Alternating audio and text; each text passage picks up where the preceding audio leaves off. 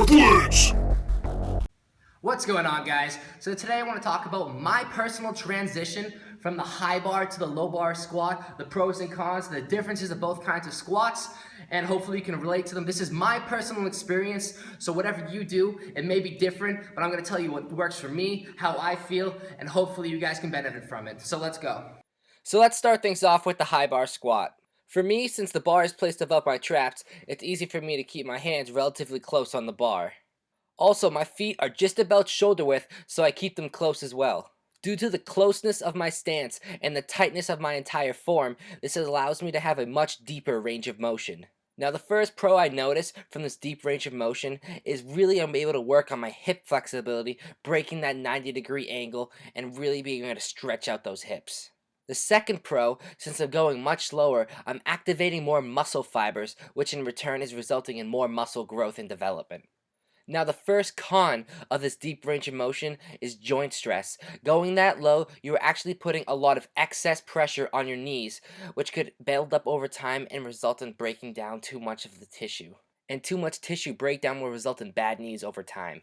The second con to this range of motion is strength purposes. Especially as a powerlifter, we're always trying to lift as heavy as we can, so going further is actually limiting my strength abilities. That small depth difference in your squat can mean a world of difference in your strength.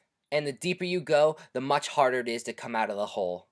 Now, a pro about overall form for the high bar squat is it's much more comfortable and easier to set up. The bar rests very comfortably above the traps, and there's zero wrist or elbow pain since the chest and shoulders aren't stretched back from a wide grip. Now, a con with this form is when I do go heavy and fail, I turn into somewhat of a good morning. So my chest caves in before my legs actually give out, and this results in the bar path changing, which is changing the entire motion, and it's very dangerous because the bar is rolling forward onto my neck. The bar path changing, the bar rolling onto my neck, and my chest caving in puts a lot more pressure onto my back and really hinders my strength. So if you choose to do the high bar squat, I'd recommend you do more rep work with the goal of gaining muscular size. And onto the low bar squat. My form is completely different, so now the bar is below my traps, and to make this shelf on my back to place the bar, I have to have my hands out much wider, and also my feet are much wider with my toes pointing more outward. Now, the first pro about this change in my range of motion, I'm going much shorter of a distance, so this significantly helps my strength. Since I'm not going as far, I'm able to put on more weight and come out of the hole much faster, which benefits me greatly for powerlifting. A second pro to this range of motion is, since I'm increasing my strength potential, my muscle size is also increasing since they're all in correlation with one another. So the stronger I am, the more muscle I have, and the more muscle I have, the stronger I can be. Now, a con to this is my hip mobility is greatly decreased since I'm not going as low, but my hip flexibility still stays intact because of my wide stance.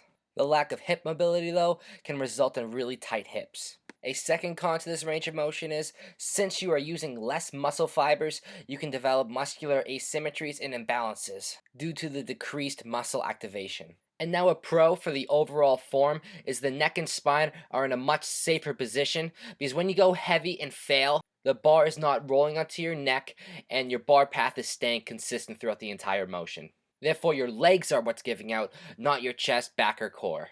A con for this form is it's more difficult and uncomfortable to set up. The chest is starting out more pushed forward, and due to the wide grip, it's causing your chest and shoulders to stretch back more, which can result in elbow and forearm pain. So if you choose to low bar squat, I'd recommend very low reps with the goal being strength.